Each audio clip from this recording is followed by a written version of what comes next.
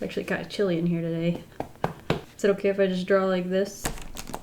Anyway, welcome back. Let's jump back into Sage and Hyacinth's story.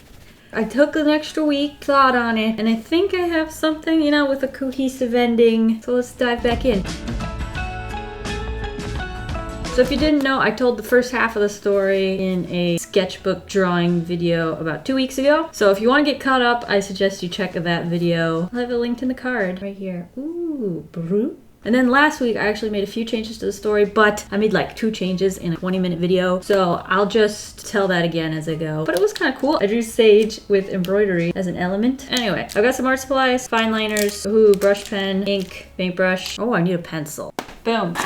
Alright, so if you're all caught up, you know we left on quite the cliffhanger. Sage had just gotten possessed by her cats. Basically, from that day on, Sage, our beautiful tattooed lady, never really felt the same. She also never saw her cat again. Instead, she heard him every second of every day. He'd basically whisper thoughts into her head. I really didn't put time into learning how to draw cats. Let me get this a sec. Cat's a lot bigger now. There we go, I think I found a cat in that. Blob.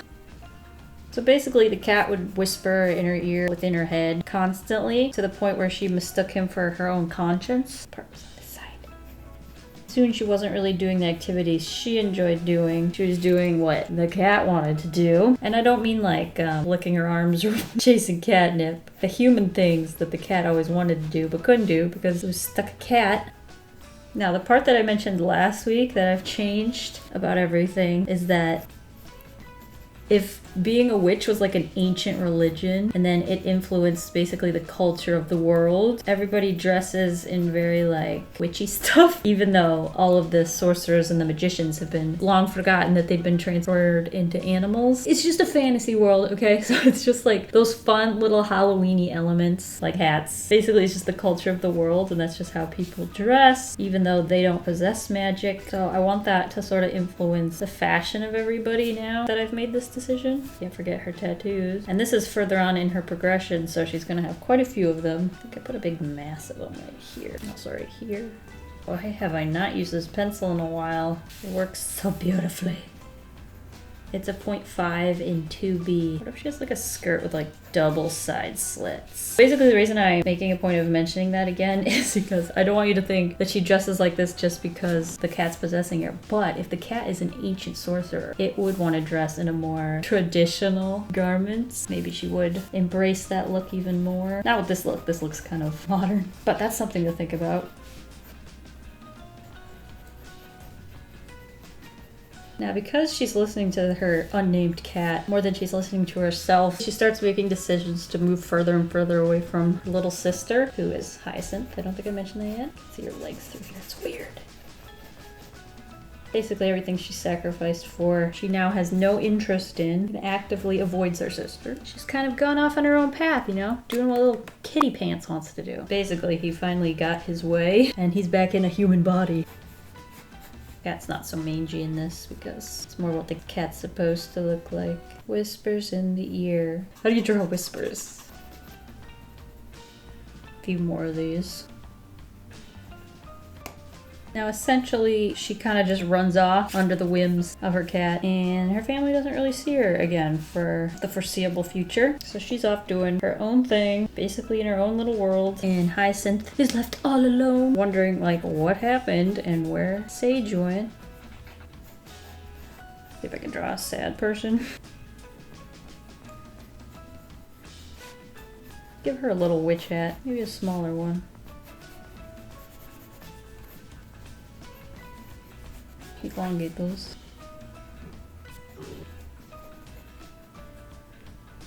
Now everybody got a witch hat. So Hyacinth was basically left to pick up the pieces and live her life without her sister, always wondering where the heck she went and what happened, and never knowing. The end.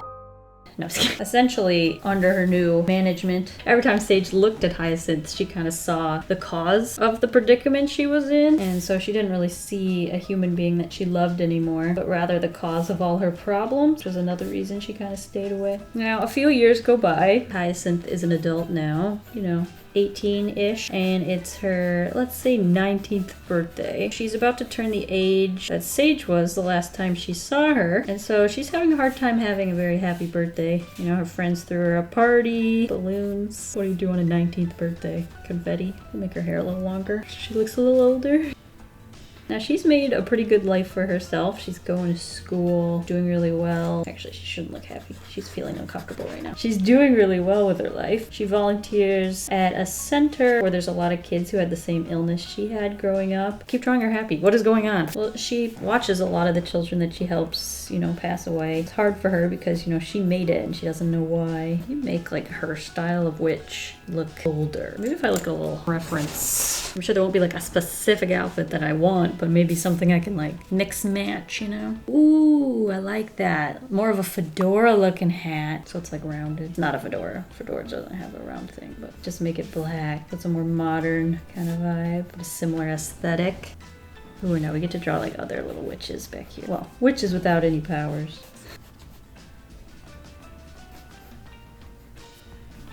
Maybe one of these like belts. Oh, this is something I could spend a whole video on. Coming up with the fashion.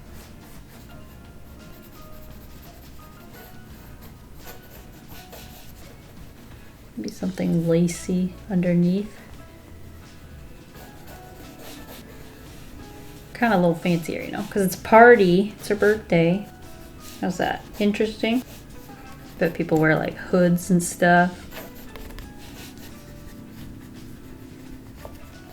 Basically, at this party, she has a hard time focusing on herself because, like I said, she remembers that this was the same age that her sister was the last time she saw her.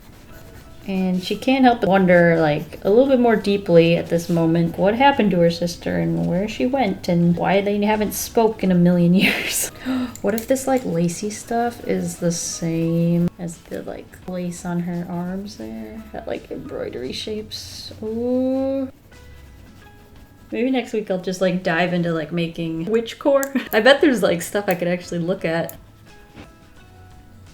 So at this party, which is actually being held at one of her friends' houses, she kind of like finds a little corner away from people, which is difficult on your birthday. She tries to like think back on the last day that she saw her sister and like what was going on in her life. And she also remembered a weird vague memory that people had told her wasn't true and that never happened, and that it was just a figment of her imagination. A little white bird. Now I haven't decided what kind of bird this is. It could be like a dove, but I'm leaning more towards like albino peacock. So for now, I think I'll draw the peacock. Just do a little tiny boy.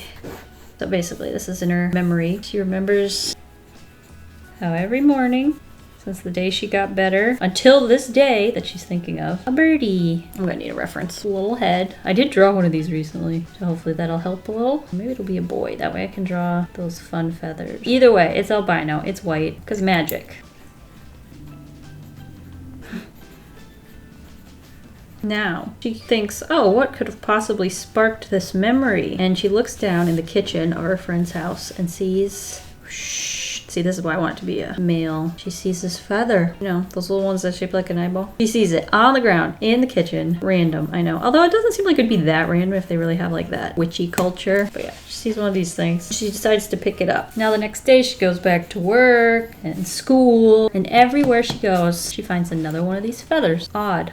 Strange, peculiar, and no one else seems to notice them, you know? They're just laying there, almost like they might be magical. These are my magical bits here. So by the time she gets back home, she's got like a handful of these things. She's about as confused as you'd expect. And although she's like, when she's collecting these flowers, she's like seeing them for the first time, but she gets this weird vague feeling that they've been there like for a very long time, or like they've always been there. She finally just, you know, kind of out of desperation just says, "Where are you?" Half asking her sister and half asking these magical feathers.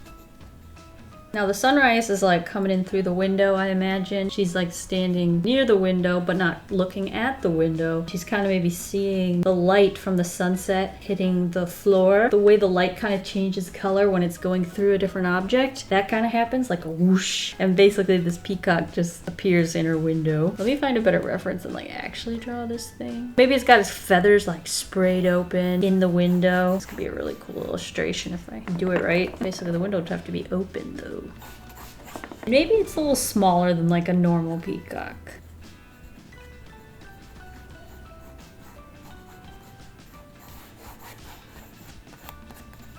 Peacock basically appears all like calmly. Hello, Hyacinth. Like that kind of voice, you know what I'm talking about. She's still thinking about her sister even though she's staring at this like big white bird, right? Instead of asking like, who are you? Or what the heck's going on? She'll probably say something like, do you know where my sister is?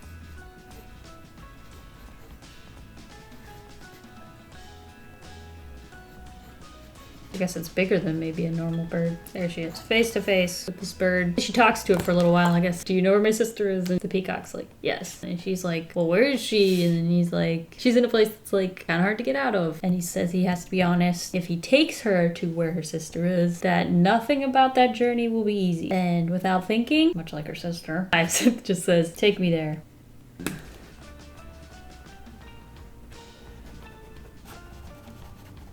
Here's our little Hyacinth. She keep the little puff sleeves. Seems to be her aesthetic, except they're black now. She's a woman. Let me practice this bird for a second, because I know I'm gonna have to draw it again. I think I forgot about this like black band that goes under their chin, kind of like a beard. This is that weird section with different sized feathers.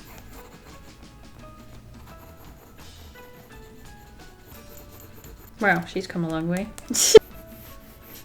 So basically the bird like hops down from the window, down to the ground floor, outside the window. So then Hyacinth has to like run down the stairs all the way around, come back outside to see the bird. And like the sun's setting, so it's like a very picturesque thing. So the bird walks like down the street a bit and Hyacinth kind of follows behind. They don't really say a whole lot, more just like a mutual understanding of each other. And so they go a little bit ways towards closer into the city, I think. And they come across a bit of like a rundown sort of house. And the bird stops at the door. Hyacinth asks, oh, is Sage in here? And the bird just nods. So Hyacinth runs to the door and opens it. As she's going to that front door, she does have a lot of thoughts. They're not ones that like stop her from going to the door. She thinks, wow, she was so close, like within walking distance basically. So Sage is a little taken aback by how close they were together. Sage never reached out, hasn't heard from them. So she's a little miffed about that. How do you draw someone from this angle? Anyway, she opens up the door. She instantly sees Sage sitting there, not really doing anything. Her face is really sunken. Her eyes are dark. Her hair's like really long. Clearly hasn't been eating. Still got her tattoos. That's like the only thing that basically tells Hyacinth that this is Sage. So she's basically in a very bad way, and she kind of just stares at walls most of the time. She basically doesn't care about anything or anyone. Over time, she had kind of started to fight the cat in her head. It was a little too much for her, so she lost most of everything and all the pieces of herself.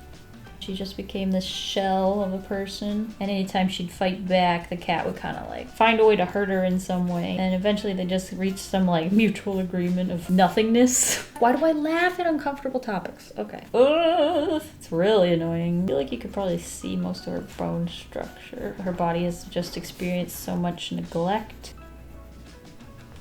The house has no lights on, pretty dark in here, and the light that's like coming in through the door that Hyacinth just opened seems to like get absorbed into the star tattoos. Like, it's eerie AF.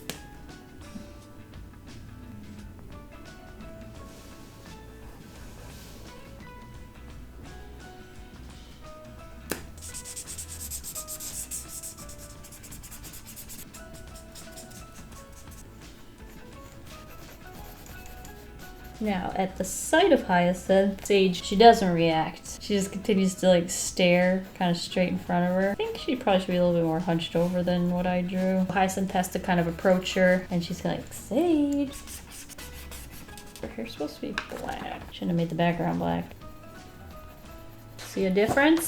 So Hyacinth approaches, no reaction. Finally, Hyacinth kind of like touches her shoulder. Boop. And Sage turns at her with a nice if it was a movie. Hyacinth like sees her black eyes for the first time. And immediately she like looks at Hyacinth and just starts screaming. You did this to me. It's your fault. Pent up anger. You know, she's upset about what happened to her and she's putting all the blame on Hyacinth. Hyacinth kind of tries to like comfort her a little bit more and like touch her shoulder. And it seems to like give Sage like a lot of pain to be touched. Now I assume like Sage would probably try to like come at Hyacinth, but like her body is just so frail and unhealthy that it kind of, you know, falls to the ground and like it can't get up. And her voice is like super unrecognizable, like screaming at Hyacinth. And obviously Hyacinth's a little taken aback. Of all the scenarios that played out in her head of meeting her sister again, this was not one of them. This was far from it.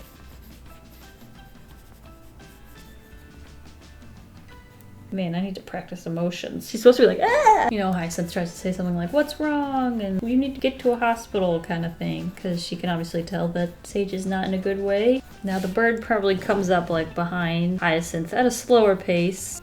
These magical beings. They're on their own time zone. There, that's the bird. A Hyacinth looking for help turns towards the bird and says, you know, what the heck's going on here? Maybe you know. And the bird, kind of with a knowing attitude, responds. This was caused by magic. Hospital's not gonna help. And since it was caused by magic, the only way to undo it is with magic. But they'll probably say something smarter like, only magic can stop it. And I just imagine like Hyacinth probably says something kind of snotty about this because like that doesn't seem like it's anything that's gonna help. So she says something stupid like, I don't see how pulling a rabbit out of a hat is gonna help in this situation. She's basically hysterical. The bird takes it in stride and just kind of slightly sighs like that was dumb. She's probably like on her knees, I guess. That way the bird kind of fits in there. Now this is kind of like gets into the nitty gritty bit of the story. This has to do with like the logics of the universe. I imagine the bird says something kind of like, you know, every spell or choice that we make impacts the world around us. And with magic, in order to undo a spell, you must reverse the effect of said spell. So basically everything has a cost. You can't just like conjure something out of nothing, or as you said, pull a rabbit out of a hat. So then Hyacinth kind of responds something like, you're saying Sage cast some kind of spell and it made her sick. Hyacinth kind of thinks back, sickness, illness. She kind of starts connecting some dots. And she kind of like probably says incredulously, she did magic to save me. Sage is like on the ground, her hair sprawled all over the place. Back here, we have Hyacinth standing there with the bird.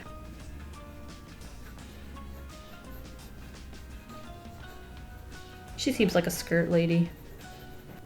Can't really see what this is, but it's supposed to be Sage. Crumpled there, doorway. They've backed off, clearly. The bird says, well, Sage can't do magic. She didn't cause this. Something else has that power. And so then Hyacinth probably asks, how do I reverse it? And then the bird will probably say something weirdly high and mighty, like, I think you understand what the consequences of undoing it would be. Oh hey, look, this works perfectly because you can have the dark door, the white bird in front, and then the open door with the dark outfit in front.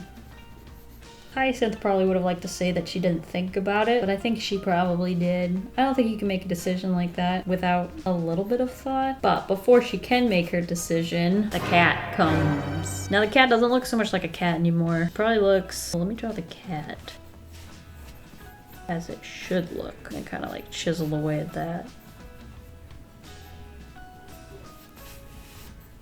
It looks a little bit more, well, mangy for one, so we need to make it look a little smaller.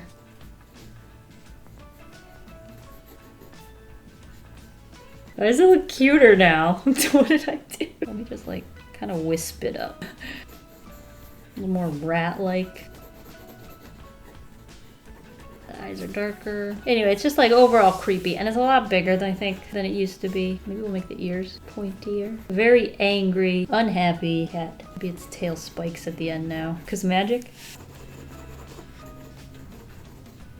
Now this cat says something. Probably says something like, no, I'm angry, I suck. She's mine for eternity, and I imagine the cat probably like launches at Hyacinth. It's like an action pose.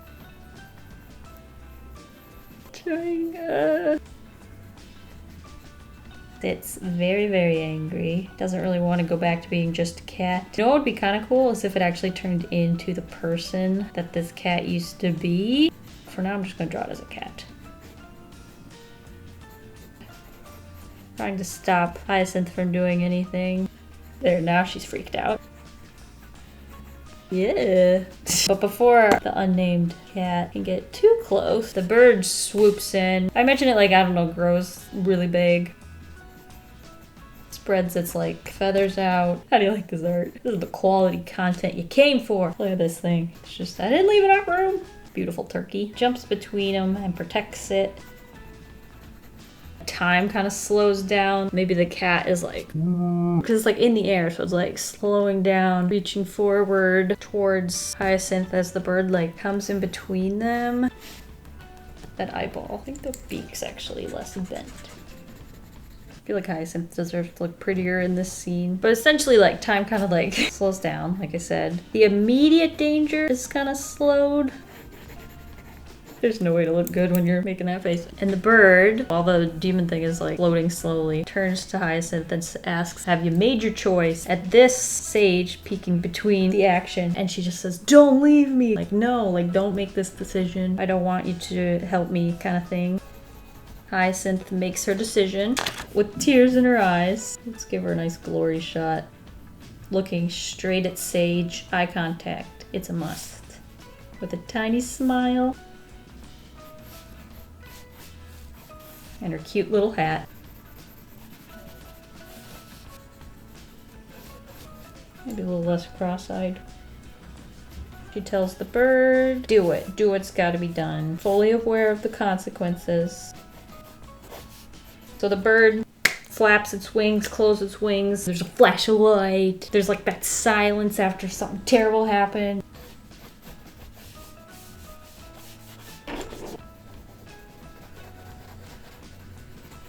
And in an instant, the little demon cat thing is gone. Boom. The bird's gone. Sage's mind is like completely clear. She can think for herself. Her nothingness feeling's gone. The room, although there's no lights on, seems weirdly brighter. She should wear a necklace that's a star to remind her of her sister. That'd be cute. And Sage probably like has to pass out or something, you know. She's weak, she just witnessed a weird something. And when she does come to, she notices everything's gone, but she does see one thing at the end of the room by the doorway. Let's redraw that, like where she was like crumpled and she was standing there. But now she's crumpled. Her hat can be like laying there. I can't draw limp bodies, but you get the idea. That's Hyacinth. And now Sage is feeling a little better. And she kind of gets the strength to start crawling towards her. She kind of stumbles a little bit. And something fluffy kind of like comes up under her arm. It's her black cat.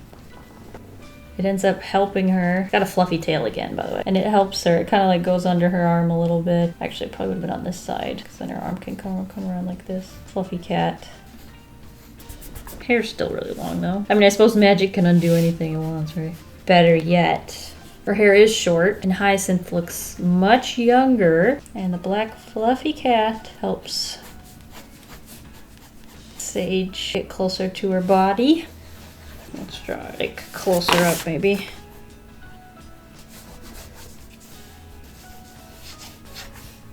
That looks a little better. Hair's short. Everybody's hair's short now. One thing that's not changed are the tattoos are still there, but they don't hurt. And then the cat kind of just sits there a little bit without saying a word. Big fluffy tail.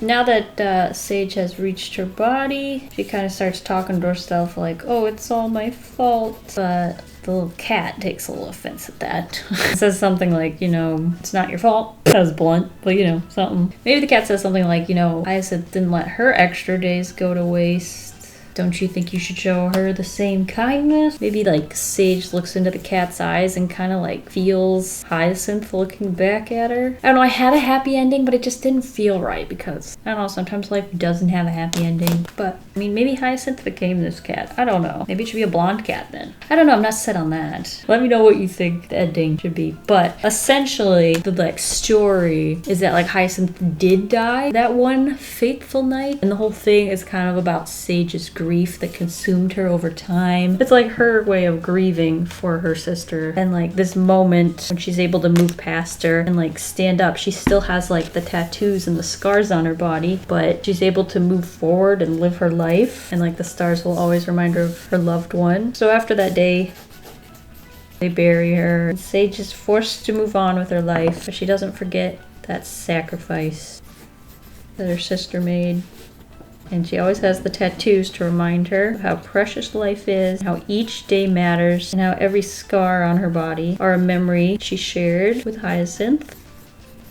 She wears her necklace. There we go. Now she has a new cat. In my head, like, it's the same cat, but like also it could be a Hyacinth version. The story's kind of very heavily inspired by my own grief and like coping with it. So I kind of don't want the ending to be super happy because you never really move on, I don't think. I'm still kind of in the early stages, but like from what I've heard, it's just something you kind of learn to live with. Throw the cat in here because I really like the way that one turned out.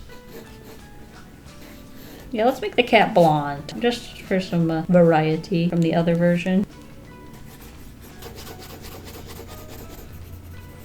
Now obviously the story needs some tweaks, and like if I actually spent the amount of time you spend on a story, it could get better. But I just kind of wanted to throw it out there, share it with you, and not hog it all to myself. It's just for content. I feel like the story is kind of personal, so I don't know. Don't be too harsh. But that's basically the ending of the story. Sage has to learn to let go of Hyacinth and understand that there's nothing she can do about it, and it's not really in her control. And she learned that through this story, I think, because when she tried to meddle with the universe meddled back. But that's like the blunt of it. That's the summary. And so now you kind of understand the two characters and their relationship with each other. So now if I draw them at all in the future, you can have a nice knowledge base to jump back at. This one was 3 spreads. I didn't really use a lot of ink. I tried to focus this time more on telling the story because last time the video actually ended up really short even though I spent a long time on it because like it was hard to talk and tell a story and draw at the same time. So hopefully this was a more cohesive and like understandable concept. But I did want to make sure I finished it. I didn't want to leave any of you hanging who cared, so... Oh, here's the beginning. Aww. Okay, the cat's now kind of fluffy and maybe has similar shapes to her hair. Let's add those same kind of shapes. Her cat originally had a skinny tail. Now it's gonna be curly, kind of like her sister, and blonde. So like the magic part, I guess, has a happy ending, but like the moral of the story is kind of different. There's definitely a lot of like different things that could be thrown into this to like make it a more full story, you know, explore the background, the way the world works. But this was like the summary, kind of like a live action remake version of the story. Maybe a little shade. I just kind of want to draw her with her new cat. She doesn't make deals with cats anymore. I assume this one's actually just a cat. I don't know. I guess it did talk a little bit, but maybe she's still a little cuckoo. A little happy cuddle thing. Turn this. It's easier to draw heads like straight. Just turn the page if you want the head to be tilted. Still got her tattoo. And let's give her that necklace since there's a possibility of this being her sister. It's not like the same as like actually being there, but it's more like her memory of her. But she also has the tattoos, so that might be just too much vivid imagery of how like a dead loved one sticks with you, so I don't know. Some people asked if they could draw these characters, and I wouldn't mind. You can do it. I would actually really find that fascinating, seeing other people's interpretations of my characters.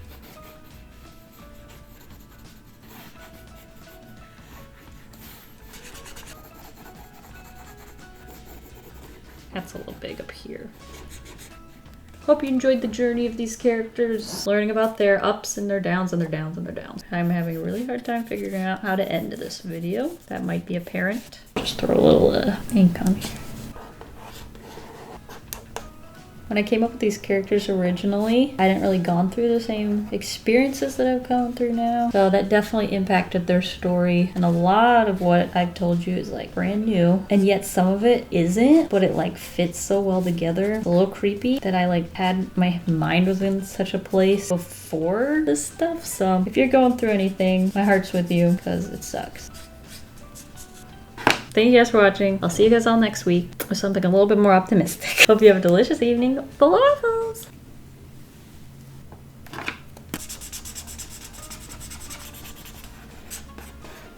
That's the end of the video. White gel pen handy. Okay. Bye.